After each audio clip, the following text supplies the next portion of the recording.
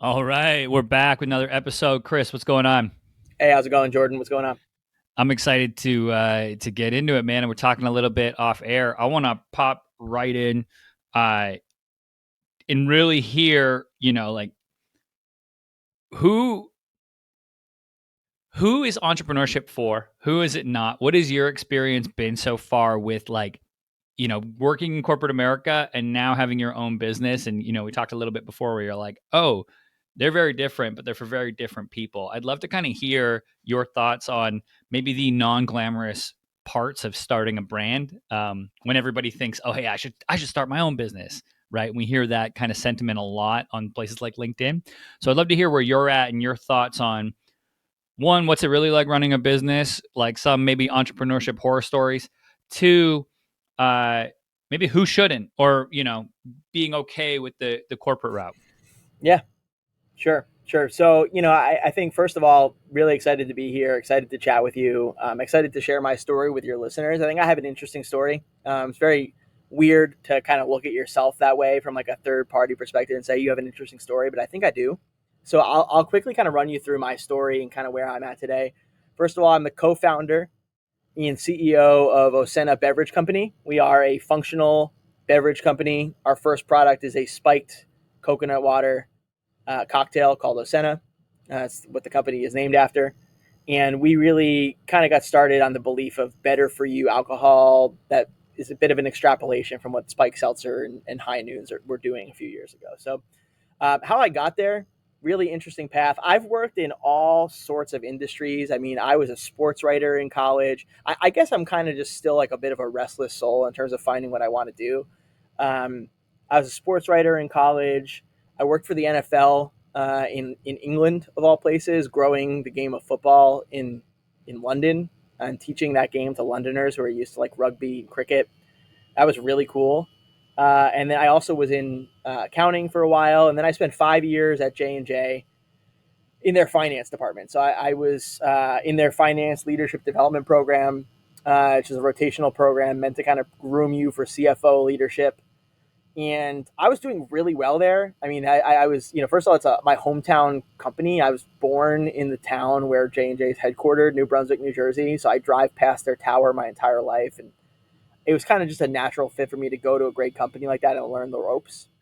Um, but while I was there and while I was ascending, I had this nagging itch of it's not a unique itch, right? I mean, everybody I feel like, or most people feel this itch of there's got to be something a little bit more to this than me just playing within the box of my goals and objectives for the year and getting my hands slapped if I go outside of it. So I'd always been kind of working on entrepreneurial projects on the side, whether that be just doing a business plan and seeing if something is viable. For a while, a friend of mine and I from college worked on a business plan to start a sports jersey rental business, and ultimately decided that that was not viable and didn't go forward with it. But I had always been kind of like sure that I had some sort of entrepreneurial itch that I just thought that corporate America, and especially like extremely large corporate America, would ever scratch. And so where that led me was to get my MBA. Like a lot of people in their late 20s, I decided that an MBA would be a good sort of like redirecting waypoint for myself. And I was lucky enough to get into my dream school, which is Wharton in Philadelphia. I had wanted to go there since I was 15. I didn't get in for undergrad. I was lucky to get into Notre Dame and be able to go to football games. But, Wharton was like kind of like a culmination of a 15-year dream for me.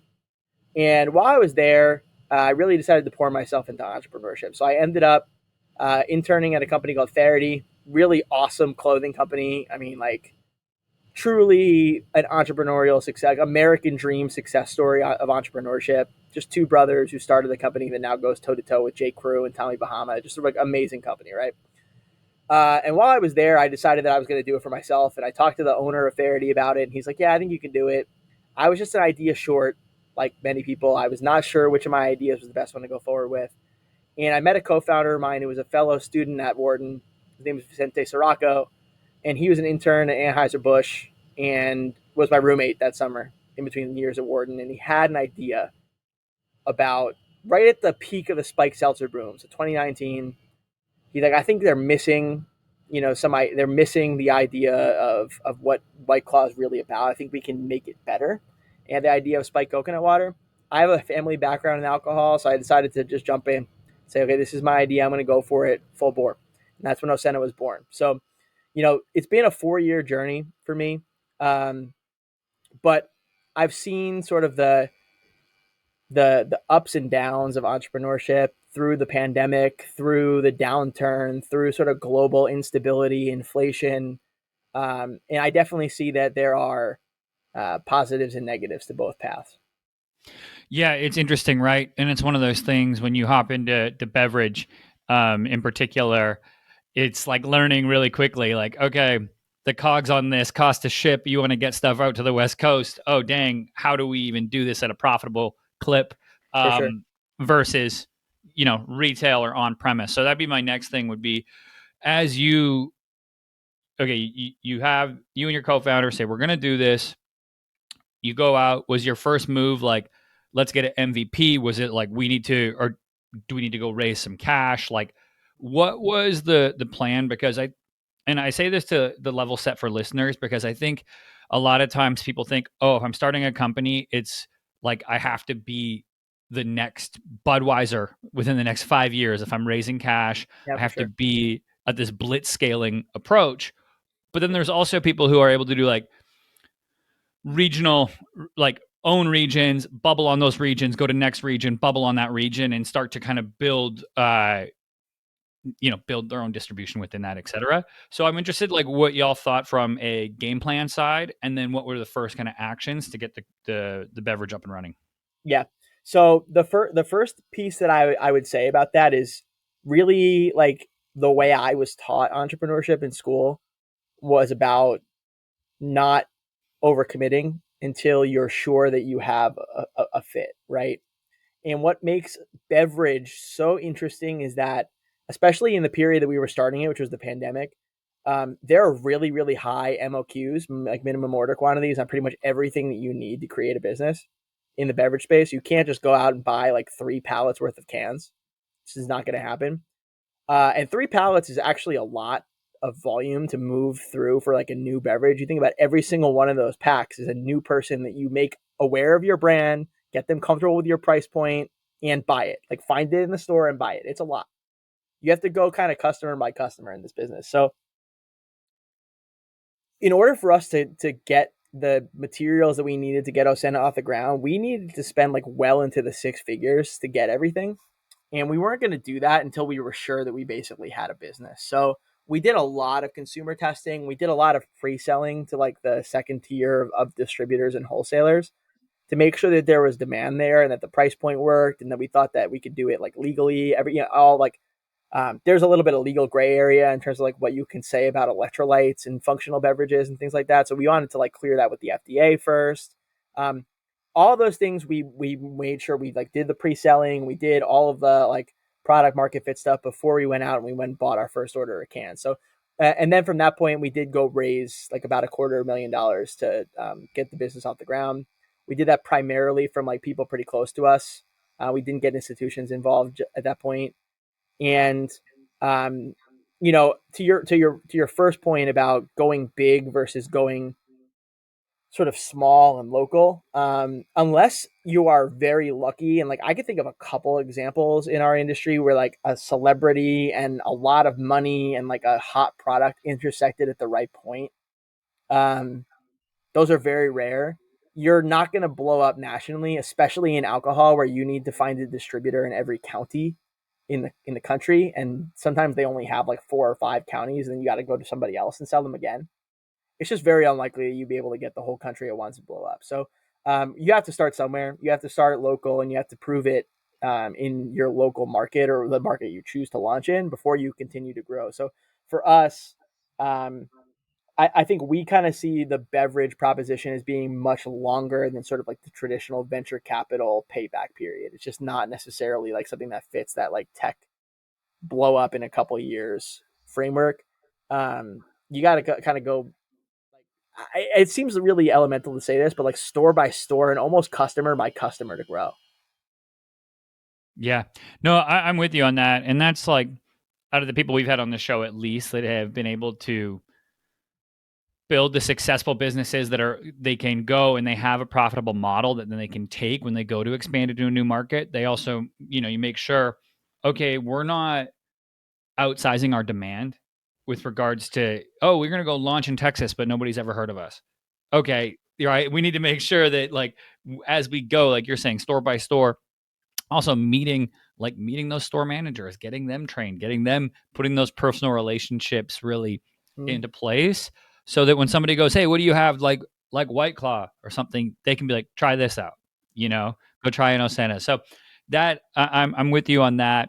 Now I also think when people hear, oh, I want to start a brand in beverage, they think, I'm going to be hands off. I'm going to get a co-packer. I'm just going to handle the marketing, make the Instagram, and like, boom, I'm rich. It's not like that. So I want to hear, I know we talked a little bit before off air, but like you've been in uh, some sketchy Yeah, spots, for sure. loading cans. Walk me through some Yeah, of those. for sure. I mean, look, this is if anybody thinks that, I mean, if you are attached to a celebrity or you are a celebrity yourself, perhaps you may be able to get away with that. If not, this is a roll your sleeves up, blood, sweat, grease, oil industry, and especially if you're selling through retail, it's cutthroat. So that can lend itself to a number of less than sexy things. And I think for us, like especially we were launching in New Jersey, 2021. That's the state that I live in. Um, we were in about 600 stores, and you get like a report every other day of, okay, we put you in like an end cap, or we put you eye level in a cooler in this like premium account. One of the rival distributors, they might just go in and put something else in front of you, switch the stickers up, and put you in the back, and there's like almost no oversight. So especially when you're early and you're kind of bootstrapping this thing, you're not paying for help. I would sometimes buzz by an account myself and ask the store owner if I could reset the shelf for them. Um, and listen, is that very hard to scale that up to national? Yeah, for sure. But in the beginning, you're fighting for every sale you get. Um, so, this is certainly not a passive industry. This is like one of the most get out and fight it out on the front lines of retail type of industries that I've seen. Food is like that too. But even in like a supermarket, you have planograms and things like that, that if they're off, they'll get fixed. In liquor stores, it's not like that. In liquor stores, these are like mom and pop businesses that they're like running around with their hair on fire too. So, if you want your business to be like kind of front and center, you have to find some way to keep the standards up. Yeah, and to get cans in hands, right? Which is like, at Mm-hmm. the end of the day, that's the only way you're going to make the or create the fandom of the brand and get those referrals. And hey, oh, at the barbecue, you got to try this new drink. Oh my god, like all of that, it comes from that, for lack of a better term, hand to hand combat For sure. that you have to do in those initial phases, right? Um, but as you mentioned, it's not, you can't scale that nationwide. Of course, you can get reps and they can do their best job. They're never gonna put the same elbow grease that founders are going to put in. So that leads me to the next question, which is, all right, y'all are building Northeast. What's the plan, over the next 18 months? Is it to Mm-hmm. just really dominate the region? Is it to start to expand? Um, yeah, where do you see it going?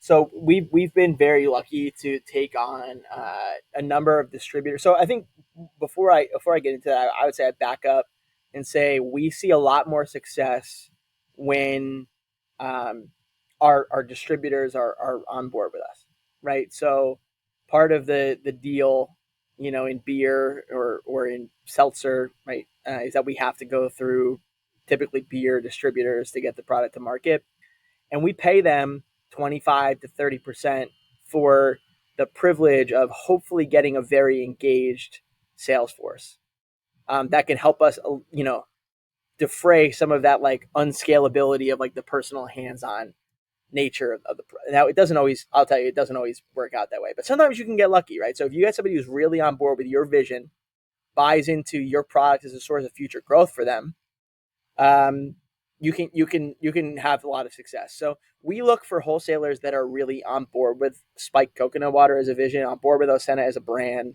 and see the vision as a source of growth, for them. So we've been very lucky to find a few of those.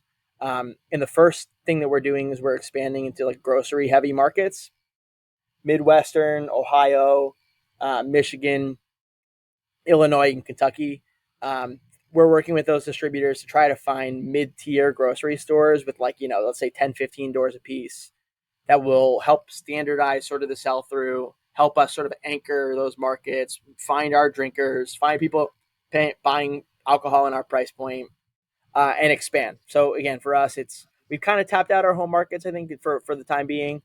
Um, we'll continue to like steadily grow, but I don't think it's not something that requires as much investment anymore. Those new markets are really exciting because again, I think we think that the account potential is a little better in markets where there's grocery selling alcohol. It's just not the case in the Northeast. And then we've been really lucky to sell into special channels in the Caribbean, which has been a home run for us. And we have a few more of those deals to be announced very soon, hopefully. But we've been stocking up at luxury resorts in the Caribbean, which is kind of my next question was going to be looking at the channel split when we look at retail leading and then where DTC, but also more so, which I think is often overlooked, is the on-premise side of things. So that, this has very resort feel to it, the for brand. sure. So that's cool to hear that. And But piggybacking off of that, I guess, how does seasonality affect it? Is it? it does. Is it? It does. There's really no way to get around it. We've tried to, you know, find ways to counteract seasonality or blunt its effect, but all canned beverages see, especially in places that have weather fluctuate. I know you're lucky, in California, you guys don't get it as bad as we do up here in Jersey, but it's just sort of natural that people switch over to darker spirits, wine in the winter. We are going to see some downfall in the off months. Our distributors are prepared for that. Luckily, some of our warmer markets have allowed us to uh, sort of have like an anti-seasonality effect and kind of like help us get more on like a cyclical cash flow, which is really nice. But one thing that we've been able to do, which I think kind of ties to your prior point on premise, is when we went into on premise, a lot of canned products, and this is kind of like a long standing belief in like clear RTDs, like your vodka based RTDs. I think it probably would be the case in tequilas now, seltzers, is that those places were reticent to sell those products because they wanted to just sell you a handmade RTD. They wanted to sell you a handmade vodka soda. They would get much higher margin on it. Um, but eventually the brand preference just became too great and they had to start selling it. Um, Selling a can over the bar for us is one thing. But we think that kind of caps the potential of a product like ours. What we think is perhaps more interesting is using coconut water as a base in a cocktail program. So we've designed a cocktail program with a mixologist that we use to sell into restaurant groups. And what you can do is you can kind of think about this as like your favorite cocktails, that you're used to buying at the bar, but using coconut water as sort of our coconut water, which is very neutral, as a base rather than soda water. And that gives you the sort of hydrating properties of coconut water. Also doesn't dilute down the drink, so the bars are able to charge more for it, and they actually make a ridiculous margin on those cocktails because they're mixing alcohol with alcohol and it doesn't dilute down. So we've seen really early positive effects of that. We're hoping that those are sort of like all season cocktails and will help us a little bit see on premise as a bigger chunk of our pie once we get into like October, November. Yeah, if you're able to become a staple on some of those menus, and like you're saying, be part of those that The early cocktail returns are mix. good. That's I like that. I also like marketing initiatives like that, like going and finding a mixologist. We had someone on the show who like made a cookbook that was more just about raising the We thought about category. doing that too. It's amazing. Yeah, it's really Yeah, cool. and it's a great way to kind of get down and dirty with regards to entrepreneurship, marketing, really getting like tactical with it because on the flip side, there's so many people who want to just like put a beautiful product photography image on their Instagram and be like marketing. where it's not going to really move the needle, right? So when you look at that and you're evaluating how you market the business, is particularly for the different phases of where you're at and maybe each market. Where are you and your co-founder Vicente splitting with regards to uh, splitting tasks for marketing, splitting tasks for like ops, accounting? Is it just hey, we have a pile of stuff to do? We're doing this, we're doing that. How do you all kind of tackle each thing? Yeah, for sure. So, I mean, I think that the elemental split that we have is Vicente is a very seasoned operations executive in the space. I mean, he really got a great training in that during his time at AB. Comes from that background. So he does, operations, accounting, finance for us, fundraising, takes the lead on all those. I would say the one thing that I'm primarily leading in is sales and just wholesale relations, which is, we have close to 20 distributors now in and 3 or 4 countries. So I have my hands full with that. With marketing, we definitely both kind of share the lead. And what I think is really interesting is that we both do have kind of like a similar marketing mindset in that neither of us are marketers by trade. I was a marketing MBA, but neither of us have done it professionally until this. Our belief in alcohol is in bottom of funnel tactics, right? That's like our belief is we want to find consumers when they're already in the bottom of the funnel, like at a consumption event or a buying, opportunity. Uh, Not big believers in just throwing a bunch of money in the top of the funnel for brand awareness. It's just not really hard to attribute, like really hard to see without like necessary scale what the ROI is on those sorts of tactics. So I think we'd probably be like one of the last brands that you'd see blowing you up on Instagram and Facebook.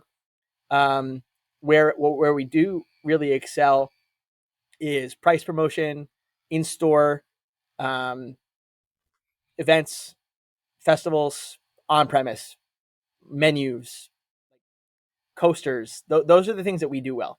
So, and we're kind of the belief that like when somebody sits down at Bahama Breeze, they're they're closer to buying a drink than they are when they're just scrolling their Facebook at work.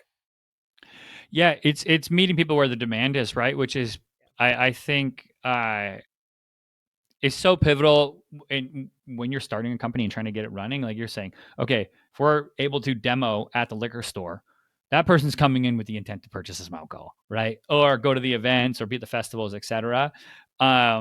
Versus, yeah, stumbling upon something and then trying to attribute it back, or even, I mean, alcohol has a little bit more rules when it comes to advertising, but let's say it's like the cost to get a true fan of the brand can be just so high when you go top of funnel brand route Mm-hmm. versus like what you're saying in doing that, and the and nitty also gritty. I think like I also think that a lot of times, and this is just my belief, like you got to have good liquid. There's just too much out there right now that if your liquid is even like average, you probably are not going to be successful.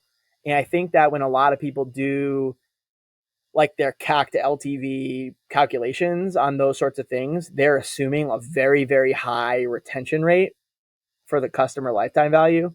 And you're probably overestimating that. I think, is there's a lot out there.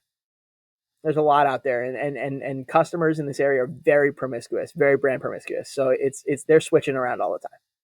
Yeah, and even in my own anecdotal experience, I'll do the same thing. I go in, and if I'm gonna go, oh, I got to get whatever seltzers or beer or whatever, and I'll look, and maybe I have a inclination towards a certain brand, but say it's not shelved correctly, it's not faced, whatever. I might be like, it's not there. Okay, I'll grab the next one.